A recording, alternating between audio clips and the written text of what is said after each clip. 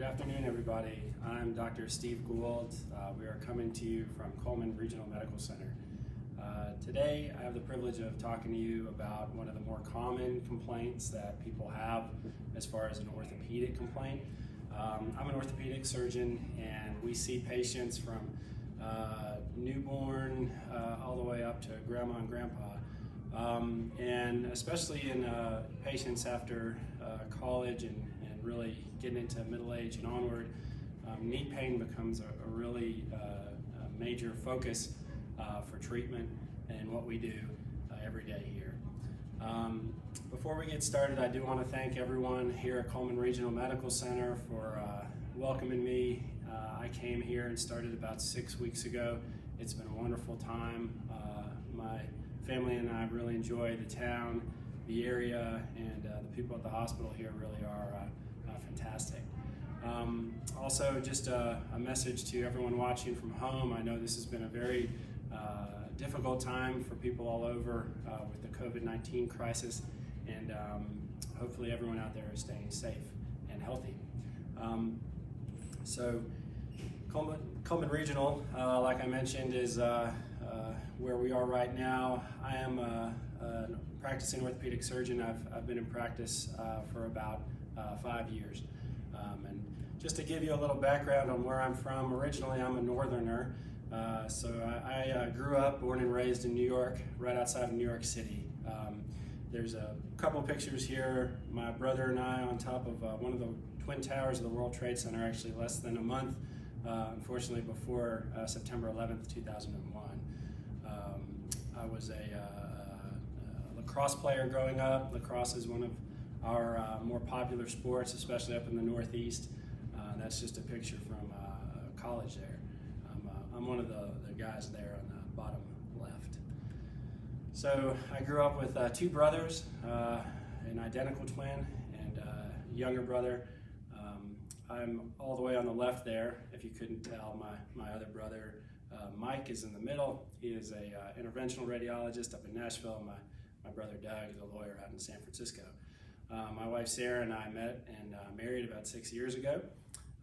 We came down from New York to Birmingham. I did a 1-year fellowship with Dr. Andrews, Dr. Kane, Dugas, and Emblem at Andrews Sports Medicine in Birmingham. Was one of 6 fellows and really fell in love with not just the South, really the people. It's been a wonderful transition. Everyone likes to ask if it's a culture shock, and it is in a good way. So it's been terrific since we moved down here. That's my wife and my son Will and I getting acclimated to Friday Night Light football here down south. He chose the football outfit. Then also Saturdays down south have been a pretty neat experience for us as well. Coming from, again, New York, we don't really have college football to get too excited about. So being on the sidelines for Iron Bowls was certainly a thrill. I am very involved and have been with sports team coverage for the past few years in Birmingham, where I was at UAB. Helped take care of some of the professional athletes and college teams there as well. So today we're really going to focus on knee pain. Our knees really are vital to activity that is very important. Walking, sleeping. This is just a picture of some of the accidents that can lead to knee pain, but usually knee pain is something that happens just regularly over time from normal activity, normal wear and tear. We see people every day who come in having complaints because they have trouble walking as far as they used to. They can't really go up and down stairs comfortably. Even getting up from a seated position or trying to sleep at night. All those things can really be negatively affected by knee pain that sets in. And the most common cause of knee pain is osteoarthritis. Now, arthritis, again, is usually something that takes time to set up. It can take years and years. Certainly, people can have knee pain for various reasons.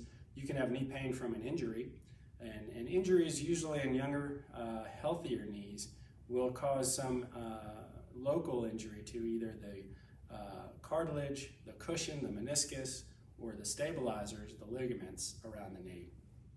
And over time, that can also lead to issues with osteoarthritis, but most people don't have an injury per se. Osteoarthritis just seems to come about over time on its own.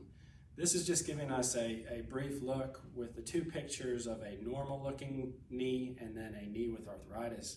The white cushion or cartilage that allows for smooth, painless gliding of the joint starts to thin and then wear down to the underlying bone. And you can imagine that the exposed bone is not really meant for the kind of stress and loads that we put our knees under with normal everyday activities. Once the cartilage begins to wear, you can actually develop loose pieces of cartilage and bone, almost like pebbles in a shoe, inside your knee joint. The other thing that happens is we get bone spurs, and the combination of all those things certainly becomes an issue as it gets worse with regard to our ability to do the things that we talked about. Symptoms will normally come about with swelling. Usually there is a good bit of fluid that will collect in the knee, especially with a flare of arthritis pain, which is oftentimes how this develops and how we end up seeing people. People will describe feeling grinding or popping or snapping or clicking in the knee with range of motion. The knee can get weak because the muscles around the knee are not able to maintain their normal strength, and a lot of people will feel like the knee starts to give out on them with normal activity. And that can be very dangerous because that'll lead to falls and other issues as well. And as most people with arthritis and joint pain can tell you, any changes in the barometric pressure with rainy weather on the way, that will also actually affect people to the point that they will have pain worse than normal. Arthritis symptoms will cause stiffness and swelling. It'll make the act of getting up from a resting or sitting position quite difficult. Usually it gets worse either first thing in the morning or certainly at night is when a lot of people suffer the worst with these symptoms. They tend to get worse with activity during the day. A lot of people can do short walks, maybe go through an aisle or two at the grocery store before they feel really quite limited because of their knee pain. Coming to see a doctor, either your general practitioner or an orthopedic physician, there are certain things that we will be looking for specifically, and arthritis symptoms usually, again, will cause a fair amount of swelling, stiffness, tenderness about the knee. We are looking for issues with painful gait or problems with the way that you walk or put weight on your leg. If just putting weight on that leg causes knee pain, that's a good sign that there's something going on inside that is injured and not healing appropriately. Again, for people who have an onset of pain after an injury, either a twisting injury usually, we will be looking for any obvious tears or injuries to the muscles, tendons, ligaments, and cartilage inside and around the knee. These are two views of x-rays. The x-ray on the left is showing a normal knee with good space in between the bones. That space looks like air, but it's actually the cushion, the cartilage in the knee joint that just doesn't really show up otherwise as the bright bone does on x-ray. As arthritis progresses into the x-ray on the right, those red arrows are showing that the space between the bones, the cushion, the cartilage is gone. And that is an x-ray of a knee of a patient with really severe end stage, we would call it arthritis. The cushion without the normal space there, usually that is a good indication that there's more that needs to be done to allow someone to really function comfortably. Now we're going to look at some of the things that we can be doing to help alleviate knee pain. There are certainly the majority of the recommendations of treatments that we will recommend to patients are non-surgical. The most common, really, different lifestyle modifications that we can all try to focus on, many of which will help us with our health in general. Weight loss is key.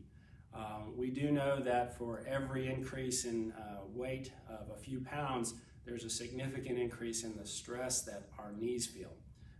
And you can imagine that even just the loss of 5 to 10 pounds over time with every step will significantly improve the wear and tear in our knees, and usually improve knee pain symptoms even after osteoarthritis has already set in.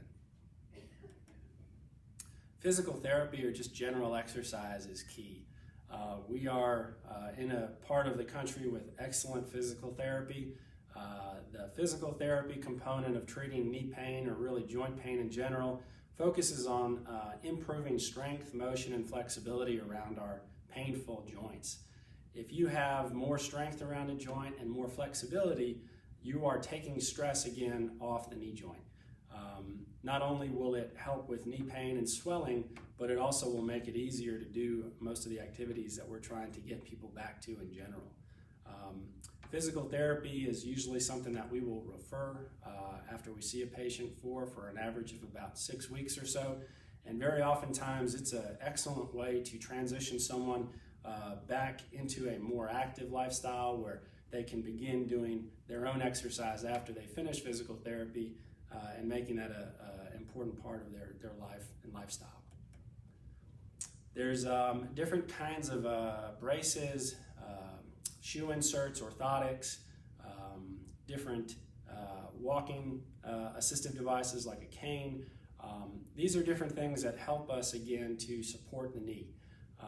A regular compression brace that you can pick up at a pharmacy or a sporting goods store, all the way up to a custom-made brace that is made specifically to take stress off a specific part, either the kneecap or one side or the other of the knee, can be a very effective help in treatment, especially earlier on when arthritis has not yet set in to a more moderate or severe level.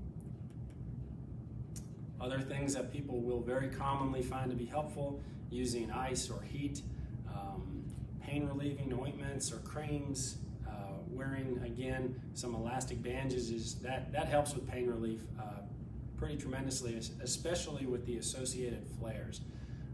Arthritis has a tendency of staying dormant without much pain, and then either with increased activity or just out of the blue, it will flare, and the swelling and pain gets worse, and all these things that we're talking about now are really helpful during those arthritis flares. Certainly medications can become a very helpful component of how we treat this kind of pain for knee pain and knee arthritis. Over-the-counter are really the most common initially. Most people will take ibuprofen, Tylenol, aspirin, some kind of non-steroidal and non-narcotic anti-inflammatory. That's something that again can be used while we're trying to get through a flare-up of arthritis pain, or it can become a baseline medicine that someone can take every day to help keep the inflammation and pain symptoms at bay. Different kinds of NSAIDs are prescription strength, and your doctor will talk to you more specifically to recommend prescriptions that are going to be more effective for you and also not interfere either with side effects like GI upset, stomach upset, or potentially side effects to other medications that you may be taking. Supplements, the natural kinds of vitamins and dietary supplements that can be helpful. Certainly these are very popular for good reason, because they are natural and often will have very low risk associated with taking them. Two common ones that we see people having improvement with pretty quickly are glucosamine and chondroitin. These are like the building blocks of our cartilage, and by getting it into our system, our body will send it to the joints and help to improve the strength and and durability of our joint cartilage or cushion. Vitamin D is certainly good for bone health, calcium, and then other natural anti-inflammatories, antioxidants, fish oils, or turmeric. These are all good things to discuss with your doctor. Again, we don't have one specific natural supplement that we would say is the best. Different ones tend to work better for different people, but it's certainly something that is very helpful and a safe thing to be looking and thinking about. When you come to see a doctor, very commonly you've already tried different medicines. You've tried therapy, you've tried braces, and if for whatever reason we're just not seeing improvement and we notice that the pain and swelling are pretty significant, that they're limiting you, we'll start to talk about different kinds of treatments in the office that we can do. In-office procedures that we do are usually injections. Now, injections are to help concentrate a helpful anti-inflammatory pain reliever, usually a corticosteroid, into the knee joint itself. Now, these are natural. Our bodies make corticosteroids naturally. They just don't always have the easiest time concentrating them where we need them the most. So that's what these injections will do for us. Corticosteroid injections can be done usually every 3 to 6 months. And as long as they are doing well and giving people good pain relief, it is something that can be done more than once, certainly. Again, they're quite helpful for flare-ups of arthritis pain, but there are other options as well. Now, like most medicines, corticosteroids can wear off, not work as well after the first or second time you get one. And there are other now newer kinds of corticosteroids or medicines that we use. Zilretta is the name of a long-acting steroid. Basically, it stays in the knee without really dissolving for about 3 to 4 months. This is something that more and more insurances are covering nowadays as well, and it's become a very helpful treatment for people who have been through the normal course of steroid shots. The other kind of common injection that we will do in the office is a gel injection. The gel is like a synthetic joint fluid.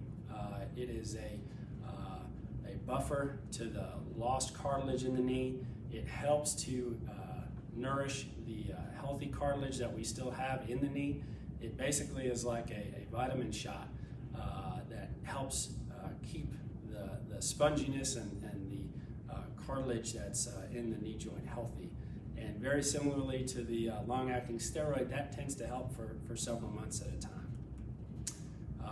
The newer kinds of injections or treatments that a lot of people have questions and interest in are the biologics. Biologics are basically our body's own healing potential cells that we can take from either a blood draw or from a sample of our bone marrow or even our own fatty tissue, and basically concentrate the cells in those specimens in a way that we are able to take those growth factors, concentrate them, and then put them directly in the knee joint or the shoulder or anywhere else with significant pain from inflammation and injury.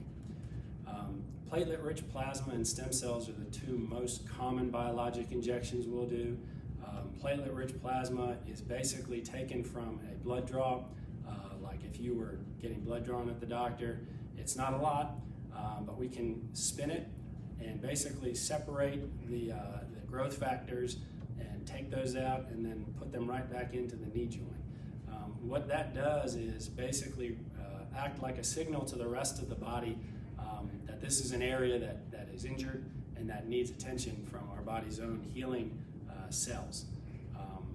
Stem cells in particular are really showing a lot of promise as far as good improvement. It's a way to inject cells that can then turn into other healthy tissue in the knee.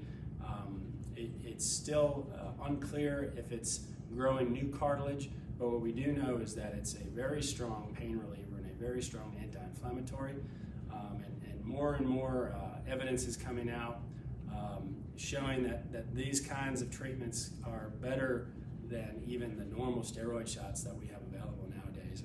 And in a lot of ways, this is probably going to be the future of treatment of joint pain. We will use it very often for people suffering from osteoarthritis.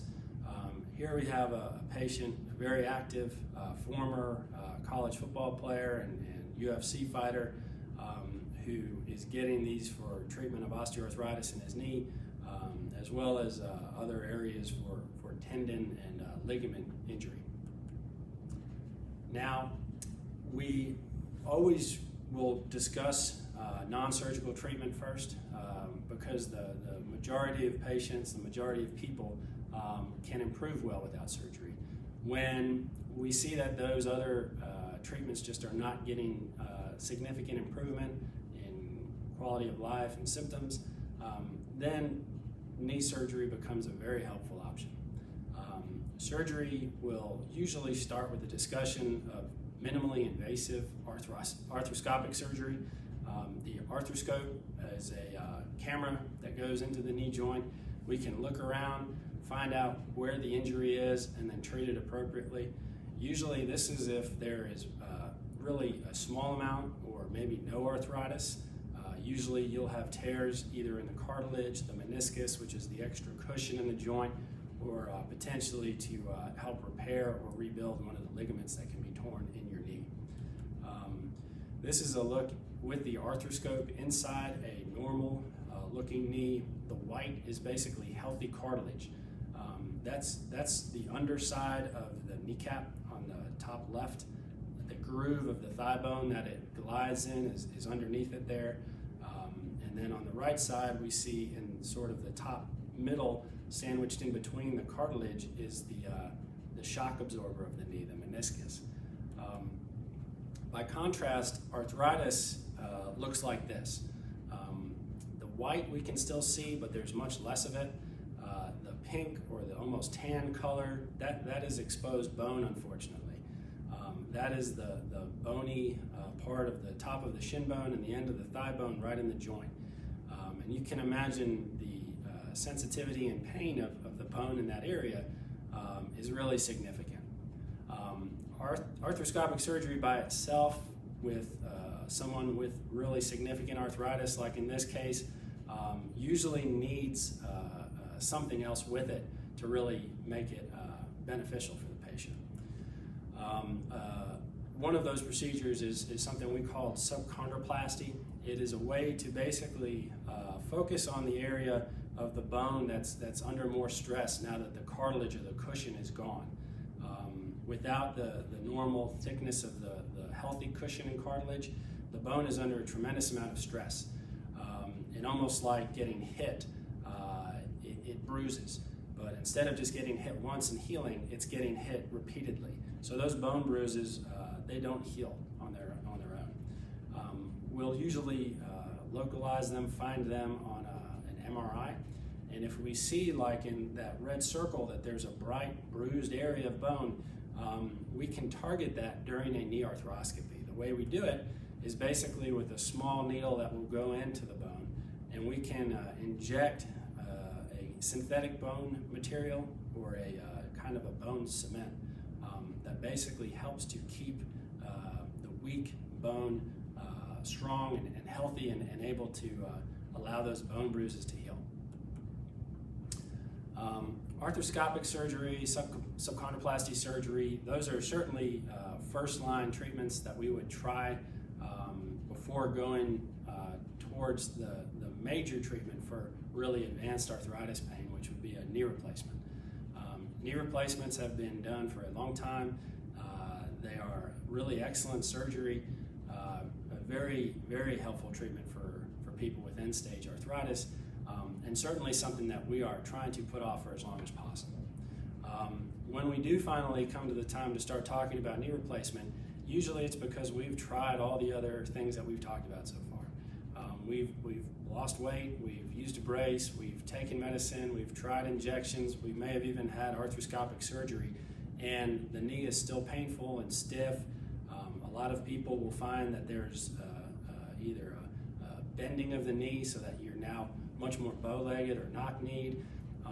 And really the key is how limited are you with your normal activities? Are you unable to do what you want and need to do because your knees hurt all the time? When we have a discussion about knee replacement surgery, we will talk about really the fact that there's nothing else at this point that we would expect to help get you back to the activities that you want, except for the knee replacement. And at that point, the surgery becomes a wonderful thing. Knee replacement basically is removing just the arthritic or exposed ends of the bone in the joint and putting in new knee. It's not that we remove really much of the bone at all. We're basically capping the bones like you would cap a tooth, but we do it specifically towards the anatomy of the joint. One of the more exciting, newer innovations related to joint replacement surgery, knee replacements, hip replacements, soon shoulder replacements, is the use of robotic-assisted technology, which we have here at Coleman. The robot basically is able to use information that we get from a CT scan, which is a very in-depth view of the bones, like hundreds of x-rays put into one. And the robot can then help us guide the exact placement, positioning, size of the knee replacement.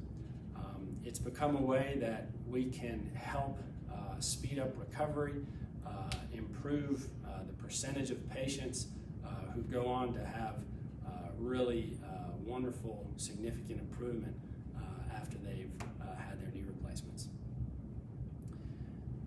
What to expect after any kind of treatment is really important. After a knee replacement, usually we are looking at over 90% of people who will have significant improvement in pain and function afterwards. We like people to really have realistic expectations, the ability to get back to normal walking, playing with your grandchildren, getting out, playing golf. Those are all the things that we want to see people doing. This is a surgery that's done to help people improve their lives, their quality of life. There's a few major limitations that we would try to recommend people take after a knee replacement. The major one being just avoiding high impact activities. For people who need to be out running, jogging for exercise, that is something that we'll talk about because we do know that increased stress, very much like it can worsen arthritis before a knee replacement, can also wear out a knee replacement faster. There are, like any kind of major orthopedic surgery, risks involved. These are all different things that we will take into account. Infection being one of them. Patients will get antibiotics during and after the surgery. Blood clots is something that we treat prophylactically, so you will get blood thinning medicine after surgery for about 4 weeks. There can be issues with continued pain. Oftentimes that's a normal course for the first few months as your muscles are getting stronger again and you're healing up from the surgery. The recovery, usually after a knee replacement, incorporates physical therapy, first at home and then at a physical therapy center for about 3 months. That is an important time to regain your strength, your range of motion, flexibility, and work on the independence of getting around like you were hopefully looking to do with the knee replacement. People certainly come in all shapes and sizes and have had either histories with injuries and prior surgeries or prior treatments. So really everyone who comes into the orthopedic office is an individual and treated as such. And even though there are specific treatments that we have that can be very successful, figuring out when it's going to be the most effective is really important. when you are coming in to talk to your doctor, to your orthopedist, there's some key things we want to know and key things that are important to discuss. The biggest of which is how is your knee pain affecting your life? Are you unable to do things that you want to be doing? Are you unable to go to church, go to the store, play with your grandkids? These are important things that will help to guide us on what kind of treatment we do and when. What else have you done to manage your knee pain? Are there medicines that you're already taking, and have they worked? Have they not worked? Has the treatment quickly improved your pain relief, or did it last for a long time? Things that work for a long time tend to work well again. So a good injection with a corticosteroid that you may have had several years ago, that's probably something that we can do again, maybe several times. Pain relief really is key to helping you get back to your daily activities. So again, that's what we want to focus on. Other things such as any surgical recommendation, we discuss pros and cons. What should we expect, and how quickly will it get me back to certain activities, certainly work, driving, shopping, golf, or just being out with friends. Knowing the patient-physician relationship really is an important one. You're building a relationship every day when you come in to see your doctor, and we really want you to feel comfortable telling us your story, telling us what is going on, and feeling comfortable asking questions. Thank you again so much for watching, and certainly if there are any more questions, we are here available, and I'm happy to take some questions from online at this point too. Thank you. Dr. Gould, we have had a couple questions come in. The first one being, what is the difference between knee pain from osteoarthritis and pain from a knee injury? Yeah, that's a really great question. We tend to sort of divide those into two different presentations. Osteoarthritis usually doesn't come after necessarily a specific injury that you can remember. Most people with osteoarthritis pain will come into the clinic and they just know that it's been going on for several months, sometimes several years. That's a pretty telltale sign that we're dealing with sort of the normal wear and tear, degenerative changes to the knee joint itself. Injuries, usually twisting injuries, sporting injuries, even car accidents, those are things that people can tell you exactly when it started and what happened. And usually those are not going to be related as much to arthritis symptoms, but more to tears in the cartilage, the ligaments, and the meniscus. And a lot of times that'll be in younger folks as well. The next question is, will my pain go away on its own? Yeah, hopefully it does. Usually arthritis pain tends to sort of wax and wane. It can flare, it can get worse, and then we treat it and it will go back to a baseline where you may notice that there's some discomfort, especially with certain higher impact activities, but there may be months at a time where you're not having too much trouble. When we start to see people coming back, that's usually because the pain is just much more frequent. Certainly, coming to see the doctor, you've probably tried to push through the pain for a while, and oftentimes arthritis pain, when it's significant and it's there every day, that's when arthritis usually has progressed to a certain point that it's really going to benefit from attention. And the last question is, when do I need to see a doctor? Yeah, coming in to see a doctor, usually is something that we're obviously going to see if you're noticing changes after an injury. If there's swelling and pain around the knee, that's usually a pretty good sign that something inside the knee is injured. And that's probably the biggest thing that we would have people coming in for, is if their knee doesn't look and feel right, you want to come in. Usually we're going to help figure out what's going on and recommend treatment that is not going to need to be a surgery, but really just to figure out what we can do to get things back to normal quickly.